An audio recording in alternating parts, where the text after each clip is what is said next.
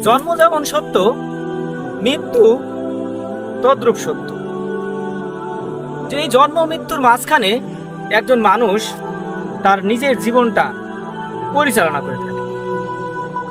কেউ এই পরিচালনা করতে যে ব্যর্থ হয়, আবার কেউ বা সফলতার দুয়ারে ফাঁসে।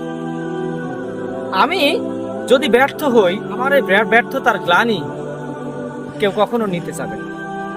যদি আমি সফল হই, তাহলে এই সফলতার ঘ্রাণ সকলেই নিতে আসবে। আসুন, সফল হওয়ার জন্য নিজেকে ব্যস্ত রাখুন, কারণে অকারণে ব্যস্ত রাখুন।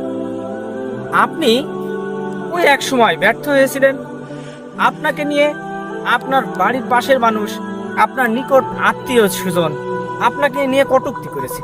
আপনি যখনই সফল হবেন, ঠিক তদ্রূপ, ঠিক তখনই আপনার সুনাম ছড়িয়ে পড়বে চারিদিকে।